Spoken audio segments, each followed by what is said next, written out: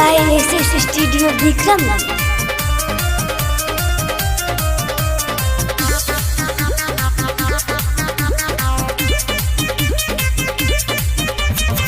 जान से ज्यादा चाहत रही रे, रब से हरदम मांगत रही रे। अच्छा ये बतवा। जान से ज्यादा चाहत रही रे, रब से हरदम मांगत रही रे। मोहे नइखे नु अब हमरा जान के। जन राइफल दिखावा पगड़ी हमके बांध के। लभर हनी बाबू हम कोई जान के। का बुझला चलिला मार्केट में सीना तान के। लभर हनी बाबू हम कोई जान के।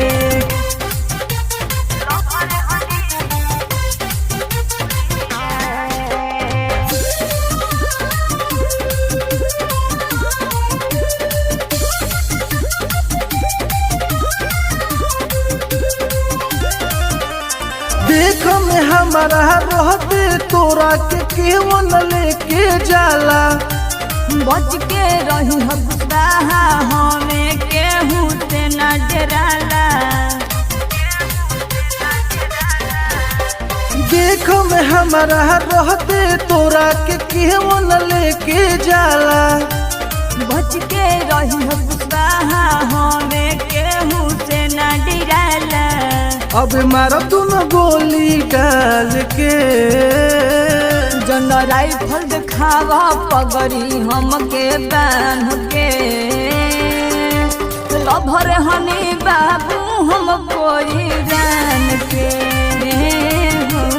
चलिला मार्केट में सीना तान के। लभर हनी बाबू हम कोई जान के।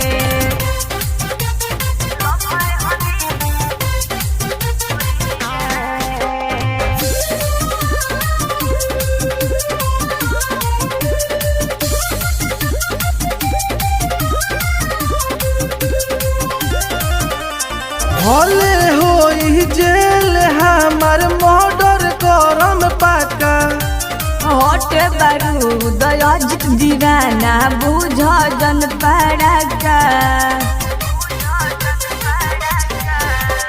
भले होई जेल हमार मर्डर करम पाका। हट बारूद उत्तम शिवम बुझ जन पड़ाका। मोहे नइखे नु सुशील के जान के। जन राइफल दिखावा पगड़ी हमके बांध के। लभर हनी हम बाबू हो कोई जान के। चलिला मार्केट में सीना तान के। लभर हनी बाबू हम कोई जान के। समझ जा।